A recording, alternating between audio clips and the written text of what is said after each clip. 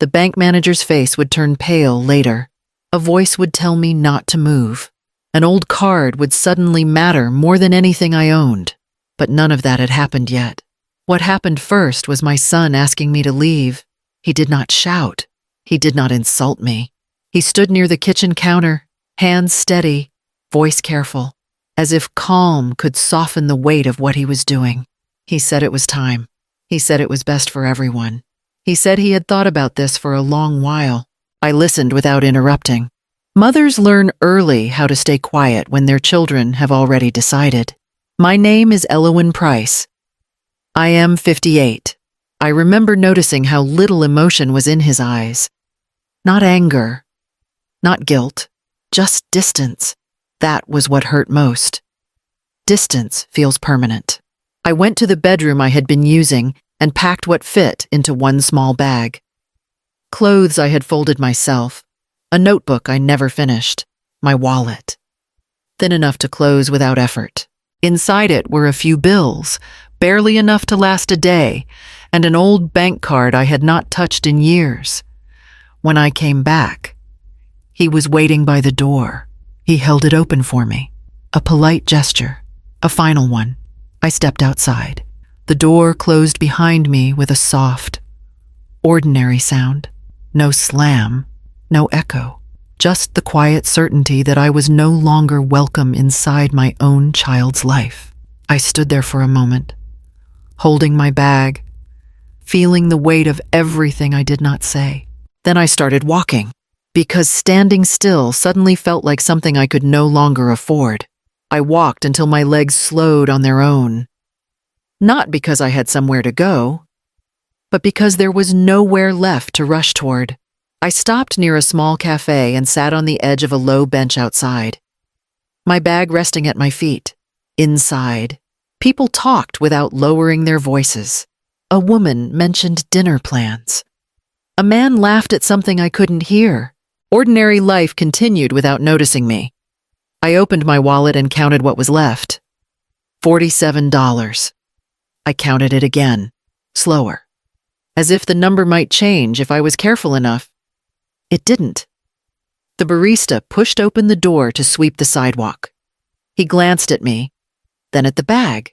"You waiting for someone?" he asked, not unkindly. "No," I said, "just resting." He nodded. "You can sit a bit.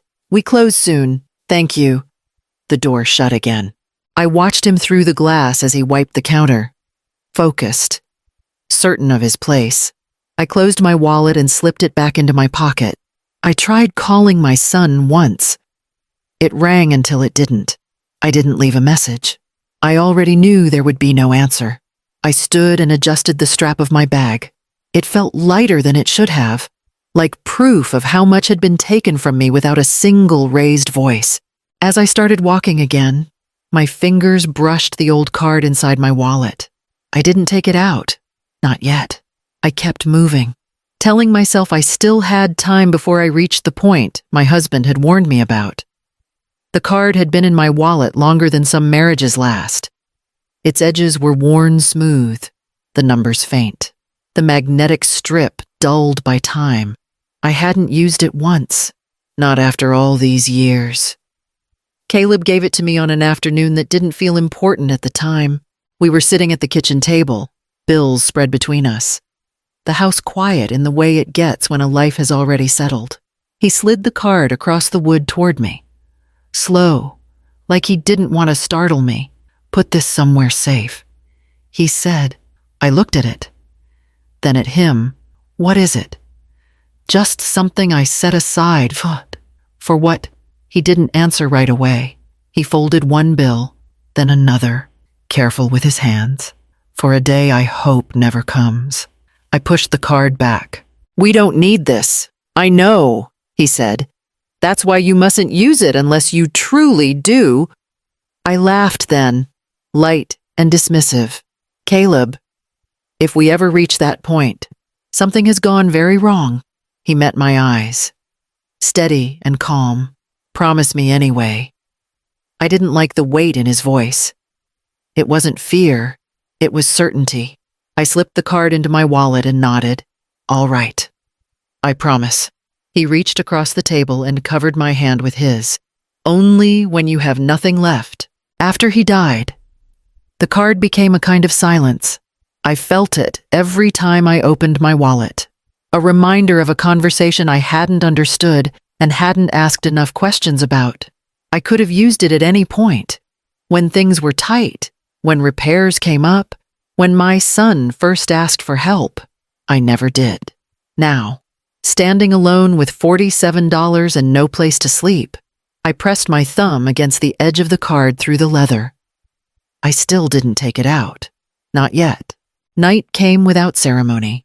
I sat on a bench outside a closed storefront. My bag tucked against my leg, the street empty enough to feel exposed. No one was watching. That almost made it worse. I took out my wallet again. I told myself I was checking, not counting. I knew the number already. $47. I started stacking the bills in my palm, then stopped halfway through. There was no reason to finish. The truth wouldn't change. A man walked past and slowed, just enough to notice me sitting there with my bag. He didn't say anything. He didn't need to. The look was quick, practiced. I recognized it. Concern mixed with relief that it wasn't him. My phone buzzed once. A message from a number I didn't have saved. You can stay at the motel on Route 7 if you need to. It was from my son. Not an apology. Not an invitation back. A solution that kept distance intact. I typed a reply, erased it. Typed again. Then I locked the screen and put the phone away. Accepting that offer would mean pretending this was temporary. It wasn't. I rested my head against the wall behind me and closed my eyes. This was the moment Caleb had prepared for. Not loud, not dramatic, just empty. I reached into my wallet and pulled out the card for the first time. It felt thinner than I remembered, lighter, like it carried no weight at all. I turned it over in my hands, listening for whatever part of me was still resisting. Only when you have nothing left. Caleb had said. I looked at the street, the dark windows, the quiet. I slipped the card back into my wallet, stood up, and started walking toward the bank at the end of the block. The ATM was lit but unattended, the way machines always are when you need them most. I stood close enough that my shadow covered the screen and slid the card in before I could change my mind. The machine pulled it halfway, paused, then drew it in completely. I waited. Please enter your PIN, the screen said. I typed it in from memory, the numbers falling into place with a confidence I didn't feel. The screen went blank. Not an error, not a rejection, just nothing. I stepped back, then forward again, as if distance might help. The machine hummed, low and steady, like it was thinking. This is closed, I said quietly. Saying it out loud felt safer. It's been years. The screen flickered and returned with a new message. Processing. The word stayed there longer than it should have.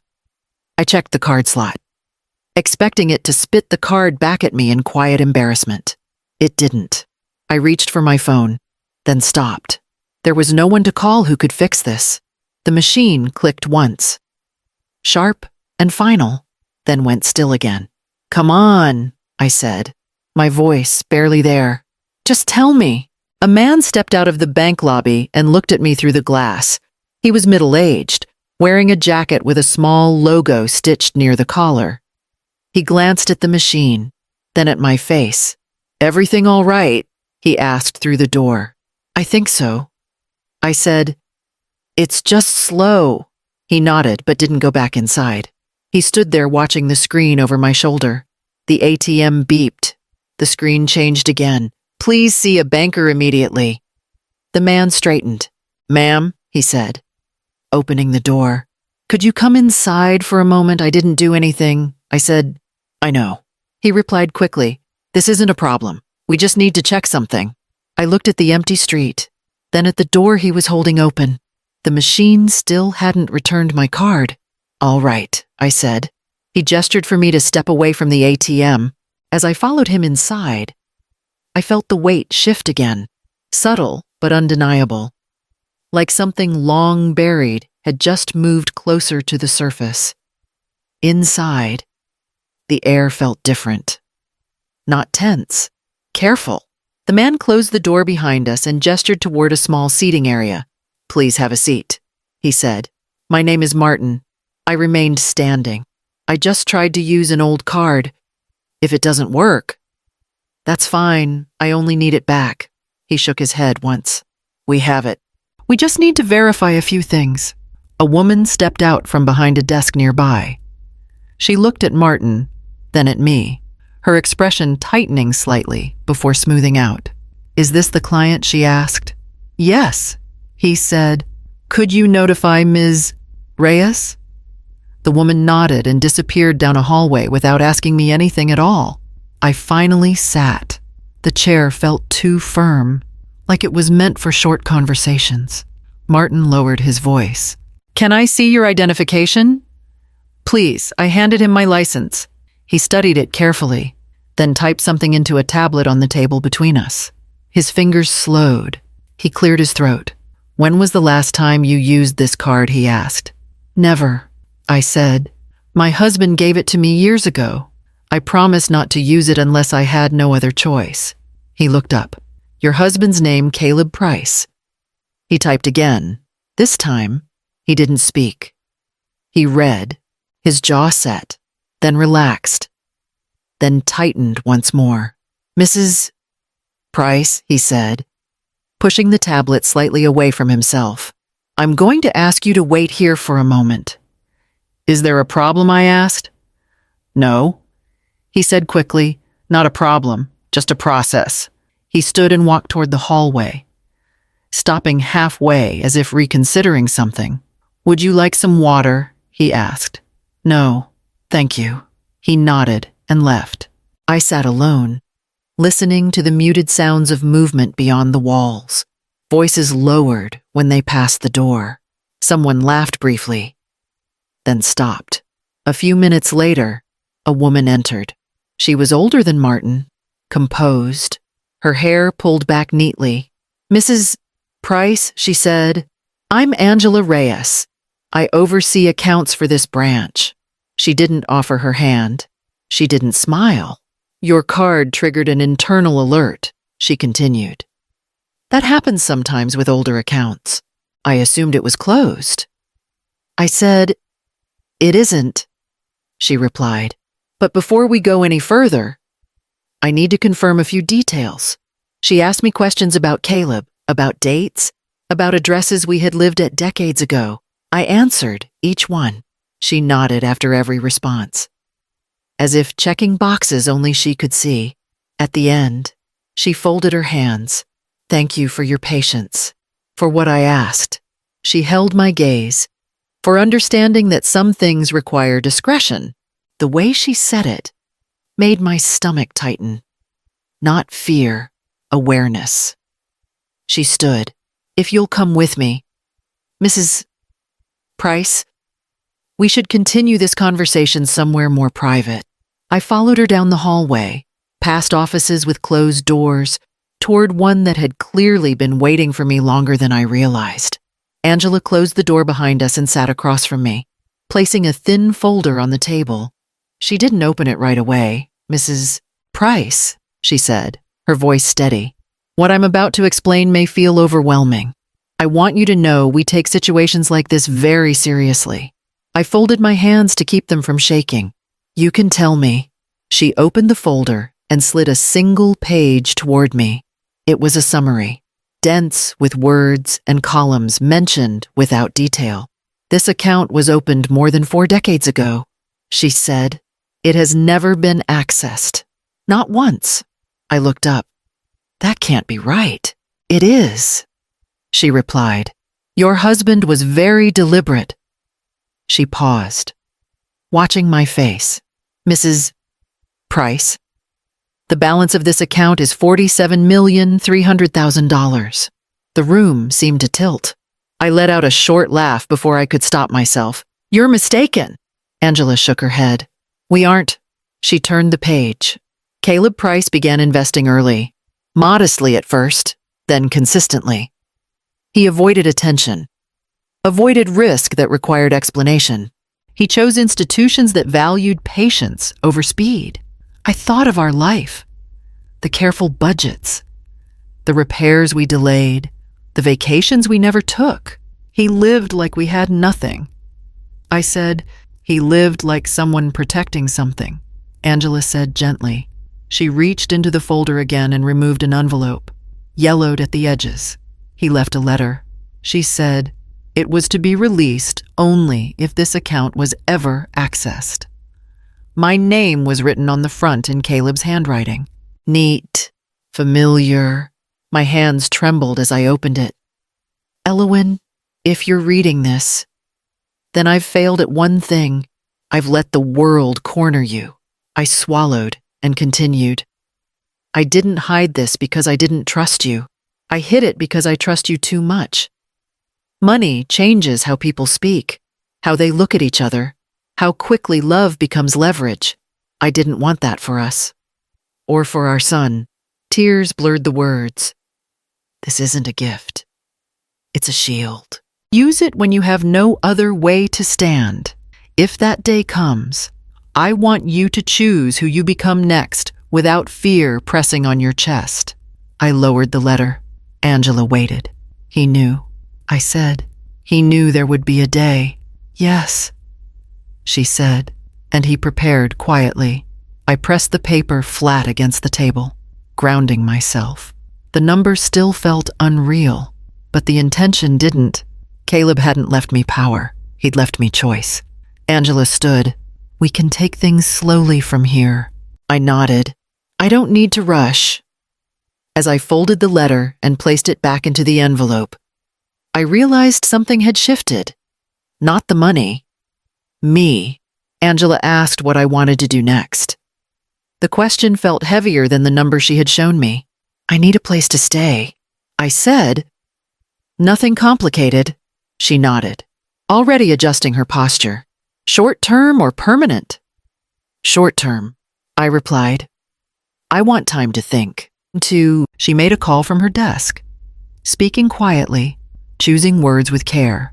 When she hung up, she slid a card toward me. This will cover a furnished apartment near the river, she said. It's modest, secure. That's fine. She paused. You don't want to notify anyone, an attorney. Perhaps. Not yet. I said, I don't want this to turn into something loud. Angela studied me, then gave a small nod. We can keep everything discreet. Martin reappeared at the door with my card. He held it out like it was fragile. I'm sorry for the delay. Mrs. Price, he said.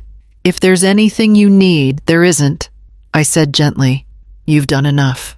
His shoulders eased. Power, I realized, made people careful without being asked. Outside the bank, I sat in the back of a car Angela had arranged. The driver didn't ask questions. He didn't need to. Silence felt earned now, not empty. My phone buzzed again. A message from my son. Did you find somewhere? I stared at the screen. The answer was yes. The answer was also no. Not the way he meant it. I typed, I'm safe. I'll be in touch. Then I turned the phone face down. The apartment was clean and quiet. I set my bag down and stood in the middle of the room, breathing. I hadn't bought anything.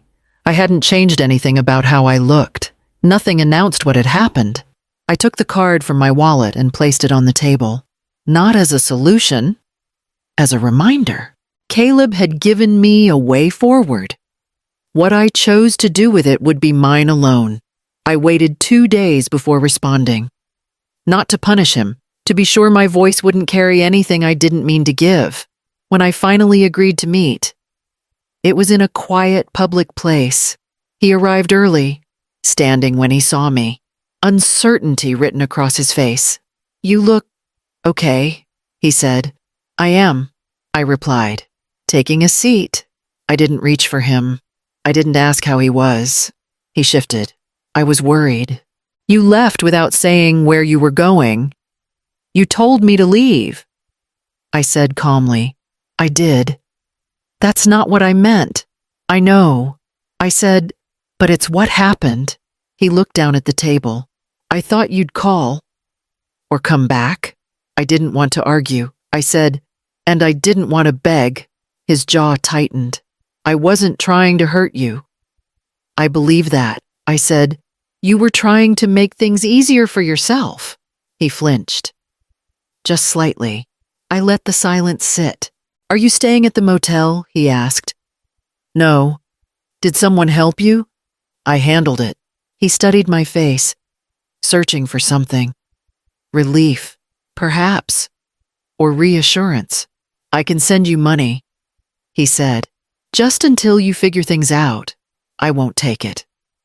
I said, and I won't explain why. He straightened, a hint of frustration breaking through. You can't just shut me out. I didn't. I said. I stepped back. He opened his mouth, then closed it again. For the first time, he looked unsure of his position. I love you, he said. I know, I replied. But love doesn't mean access. I stood and picked up my bag. He remained seated, watching me with a look that wasn't anger anymore. It was realization. As I walked away, I felt the line settle into place. It didn't need defending. It just needed to exist. The days settled into a shape I could live with.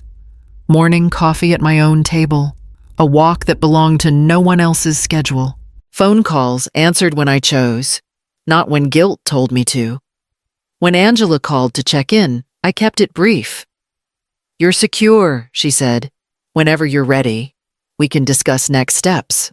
I'm not ready, I replied. And that's the point. She understood. Caleb always chose people who listened. I didn't buy anything extravagant. I didn't announce changes. When my son texted, I answered kindly and briefly. When he asked to visit, I said not yet. The balance between us held. It felt honest. One afternoon, I opened my wallet and slipped the card back into its place. Not because I needed it close, but because I didn't want to pretend it hadn't changed me. It wasn't a rescue anymore. It was a reminder of restraint, of timing, of trust. There's a lesson I carry now, and it didn't come from money. It came from losing my place in someone else's life and discovering I still had one of my own. Security isn't loud. Dignity doesn't argue. Power. Real power is the ability to choose without fear pressing on your chest. Caleb didn't leave me wealth to win. He left me space to stand.